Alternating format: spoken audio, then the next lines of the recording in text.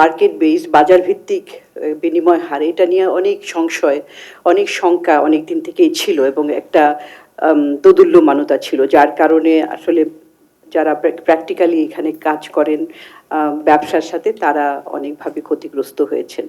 তো এখন IMF এর প্রোগ্রামের অধীনে আমরা আছি, সেটা থেকে তো একটা চাপ ছিল। তাছাড়াও অর্থনৈতিক যৌক্তিক দিক থেকে এটা আমার মনে হয় যে একটা সময় এই আমাদের বাজার ভিত্তিক বিনিময় হারের দিকে যেতেই হতো, এবং সেই সময়টা কখন সেটাই হচ্ছে সবচেয়ে গুরুত্বপূর্ণ। Time is essence. তো টাইমটা এখন এটা সব দিক থেকেই ভালো, এই জন্য যে অনেকেই বলেছেন যে এটা এখন আমরা যদি দেখি যে আমাদের বৈদেশিক মুদ্রা রিজার্ভ সেটা কিন্তু একটা যে ফ্রি ফল হচ্ছিল অনেক দিন থেকে, সেটা পতন বন্ধ হয়েছে এবং একটা উপরের দিকে যাচ্ছে। এবং কেন্দ্রীয় ব্যাংকের যে পেমেন্ট এবং রিসিপ্ট যেগুলো, সেটার ফারাকটাও কমে এসেছে এবং অনেক পেমেন্টগুলি দেওয়াও হয়ে গেছে। সুতরাং এখানে একটা রিজার্ভটা একটা স্থিতিশীল অবস্থায় আছে। এবং আন্তর্জাতিক বাজারে যেগুলো, বাংলাদেশ তো একটা আমদানিকারক দেশও, আন্তর্জাতিক বাজারে বিভিন্ন পণ্য বিশেষ করে জ্বালানি তেলের মূল্য একেবারেই কমতির দিকে, এবং এইটা প্রাক্কলন করা হচ্ছে যে এইরকম যে পড়তির দিকে এটা নিম্ন গতিটা বেশ কিছুদিন থাকবে। এটি একটি আমাদের জন্য ভালো খবর।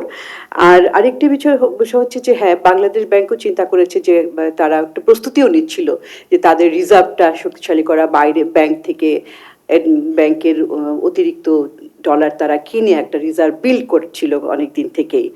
আর আমাদের রেমিটেন্স প্রবাহটা একটা খুবই ভালো অবস্থায় গেছে, বিশেষ করে অগাস্টের পর থেকে, এবং রপ্তানিও কিন্তু একটা রোবাস্ট গ্রোথ হচ্ছে। এবং তার পাশাপাশি আরেকটা জিনিস যে এই অগাস্টের পরে এই যে আমাদের যে ক্যাপিটাল ফ্লাইট হতো বিরাট করে, সেই ক্যাপিটাল ফ্লাইটটাও কিন্তু বন্ধ হয়েছে। এবং এই যে হুন্ডির ব্যবসাটা এটাও বন্ধ হয়েছে। আরেকটা বিষয় যে রাজনৈতিক অবস্থাটা কি, একটা প্রেক্ষাপট তৈরি হয়েছে। কারণ কি যে এখন বিশেষ করে ব্যাংকিং খাতে যে অযাচিত একটা হস্তক্ষেপ, সেই হস্তক্ষেপটা বন্ধ হয়েছে, যার কারণে কেন্দ্রীয় ব্যাংকের একটা স্বাধীনভাবে সিদ্ধান্ত নেওয়ার একটা সুযোগ এসেছে। এবং সেইটারই ধারাবাহিকতায় আমরা দেখছি যে বিভিন্ন ধরনের সংস্কার কার্যক্রম নেওয়া হয়েছে ব্যাংকের।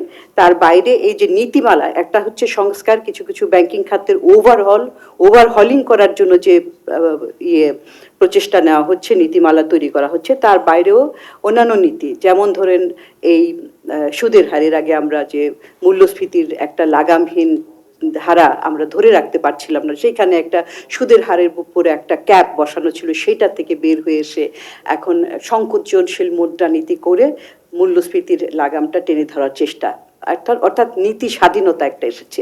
এবং সেইটারই ধারাবাহিকতায় এই বিনিময় হারটার বাজার ভিত্তিক করার একটা পরিস্থিতি সৃষ্টি হয়েছে। শুধুমাত্র তো আর বিনিময় হারের নিয়ে ব্যস্ত থাকা না, তার বাইরেও কিন্তু এটা যে সামগ্রিক অর্থনৈতিক স্থিতিশীলতাটা, সুদের হারের কথা বলেছি, এবং সবচেয়ে গুরুত্বপূর্ণ মূল্যস্ফীতি নিয়ন্ত্রণ, এইটার দিকে। তো এই দিকে আরো মনোযোগ দেওয়া, যদি বাজারটা বিনিময় হারের বাজারটা ঠিক মতো কাজ করে তাহলে অন্য দিকগুলোতেও একটা নজরদারি কিংবা মনোযোগ দেওয়ার একটা সুযোগ হবে।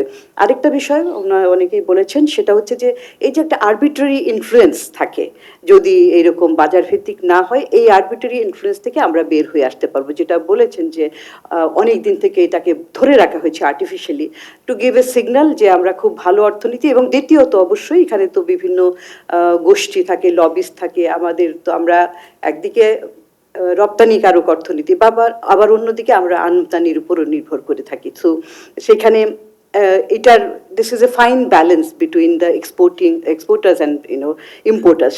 ওইখানে আমি কোন ব্যালেন্সটা করব সেটা, কিন্তু প্রায় আমরা আগে দেখেছি যে কাউকে বিশেষ সুবিধা দেওয়ার জন্য সেটা করা হয়েছে, যার জন্য এই যে রপ্তানিকারকরা অসুবিধার সম্মুখীন হয়েছে, যখন কিনা অন্যান্য প্রতিযোগী দেশ ভারত, থাইল্যান্ড, ভিয়েতনাম, চায়না সবাই ডেপ্রিসিয়েট করছে, কিন্তু বাংলাদেশ করছিল না। তো ওই অবস্থা থেকে একটা অযাচিত একটা হস্তক্ষেপ থেকে বের হয়ে আসা সুযোগ হয়েছে। চ্যালেঞ্জের কথা বলতে গেলে পত্রিকায় আজকের বণিক বার্তাতে আছে যে কয়েকদিন যাওয়ার পরেও 14ই মের পরে এখনো বাজার ওইরকম ইরাটিক বিহেভিয়ার করেনি, এখনো পর্যন্ত স্থিতিশীলতা আছে, যদিও অনেকেরই আশঙ্কা ছিল যে হয়তো একটা জাম্প করবে। কিন্তু তারপরেও এবং বাংলাদেশ ব্যাংক যেটা বললাম যে আগে থেকেই প্রস্তুত ছিল, সেটা একটা কারণ আছে। তবে এটার উপরে নজরদারি নট জাস্ট মানে ইনফ্লুয়েন্স করে তা না, কিন্তু নজরদারিটা এটা বজায় রাখতে হবে যাতে কিনা এই মার্কেটটা স্মুথলি কাজ করতে পারে। কারণ চ্যালেঞ্জ কিন্তু রয়ে যাবেই। এখন হয়তো এই এগ্রিগেটর বলি বা ট্রেডার বলি যারা, তারা তো বসে আছে, তো তাদের একটা ম্যানিপুলেশনের জন্য তারা হয়তো অপেক্ষা করবে, সুযোগ খুঁজবে, সেটার দিকে মনোযোগ রাখতে হবে। আরেকটা হচ্ছে যে হ্যাঁ, ভালো বাজার ভিত্তিক বিনিময় হার হলে একটা ভালো, কিন্তু আবার যদি বাজারও ঠিক মতো না হয়, ঘন ঘন যদি ইরাটিক বিহেভিয়ার করে, সেটা কিন্তু একদিকে আপনার বোথ এক্সপোর্টার এবং ইম্পোর্টারের জন্য খারাপ, এবং তার পাশাপাশি যারা আমাদের এখানে বিনিয়োগ করতে আসবে বিনিয়োগকারীদের জন্য কিন্তু এটা একটা একটা ডিসইনসেন্টিভ হিসাবে কাজ করবে। সেই জন্য ওইটা খুব ভালোভাবে একটা দেখার বিষয় রয়েছে। এবং এখানে আমাদের যে ইন্টারব্যাংক মার্কেটটা, অনেকেই বলেছেন কেউ কেউ যারা, ইন্টারব্যাংক মার্কেটটা কিন্তু তেমন একটা কাজ করছে না ভালোভাবে। এইখানে একটু জোর দিতে হবে যে সেটা যাতে কাজ করে, ব্যাংকগুলো নিজেদের মধ্যে থেকেই ডলার কেনা বেচা করতে পারে। আরেকটা বিষয়, যদি হঠাৎ এরকম ইরেটিক বিহেভিয়ার হয়, যদি আর টাকার মান বেশি করে কমে যায়, তাহলে তো আবার দেখা যাবে যে ইম্পোর্ট এক্সপেন্সিভ হয়ে যাবে, তখন মূল্যস্ফীতির চাপটা থাকবে। তো সেটারও একটা সেফ গার্ড আছে যে মূল্যস্ফীতি যে আগের মতো, যেহেতু এক্সচেঞ্জ, যেহেতু ইন্টারেস্ট রেট একটা ক্যাপের মধ্যে নাই, তো সেখানে কন্ট্রাকশনের মনিটারি পলিসি ফলো করা হচ্ছে, সেইটা তো ওই রকম ওই নীতির ক্ষেত্রে নীতি স্বাধীনতা থাকলে বাংলাদেশ ব্যাংক তার প্রয়োজন অনুযায়ী সেখানেও কিন্তু একটা হস্তক্ষেপ করতে পারে। এই নীতিটা একটা নট ইন আইসোলেশন, এটা ঠিক মতো কাজ করবে না। একটা তো সুস্পষ্ট নিয়মটা, স্বচ্ছতা, এগুলোর কথা বলেছেন। একজন বলেছেন যে রেটটার কথা, আসলে রেট তো ব্যাংকগুলো তাদের ওয়েবসাইটে দিতে পারে। রেটটা আমার কাছে মনে হয় যে হাইয়েস্ট রেট এবং লোয়েস্ট রেট, এটা দুটো রেটই দেওয়া উচিত আসলে, তাহলে মানুষ বুঝতে পারবে, এটা স্বচ্ছতাটা আনা। আর সবচেয়ে শেষে বলবো যে আসলে এটা একক কোনো সিদ্ধান্ত, পলিসি না, ওভারঅল ম্যাক্রো ইকোনমিক ম্যানেজমেন্টের এটা অংশ।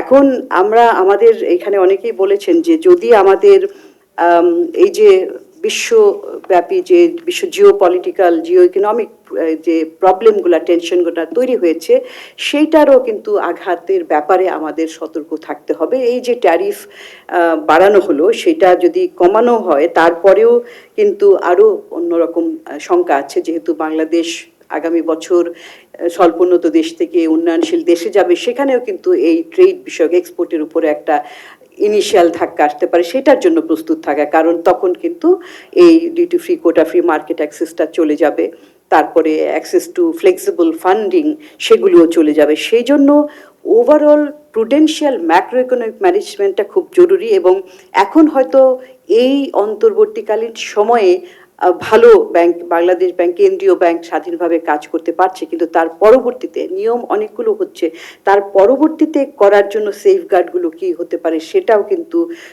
খুব নজর রাখতে হবে।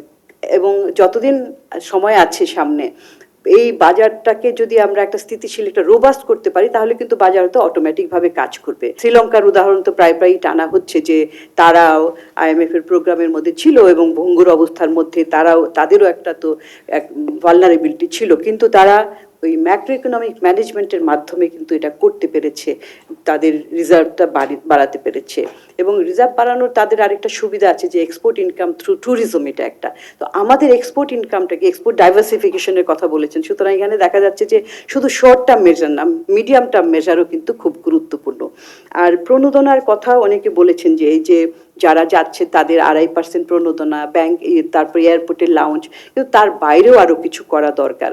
এখানে আমরা জানি যে একটা প্রবাসী কল্যাণ ব্যাংক আছে, সেখান থেকে যারা যায় বিদেশে তাদের ঋণ দেওয়ার, সুদ কোলেটারাল ফ্রি ঋণ দেওয়ার সুবিধা আছে, এটাকে আরো বেশি বাড়ানোর একটা সুযোগ। কারণ বাংলাদেশ এমন একটা যে বাংলাদেশ থেকে কিন্তু মাইগ্রেশন কস্টটা ওয়ান অফ দ্য হাইয়েস্ট, অনেক বেশি সেখানে যায়।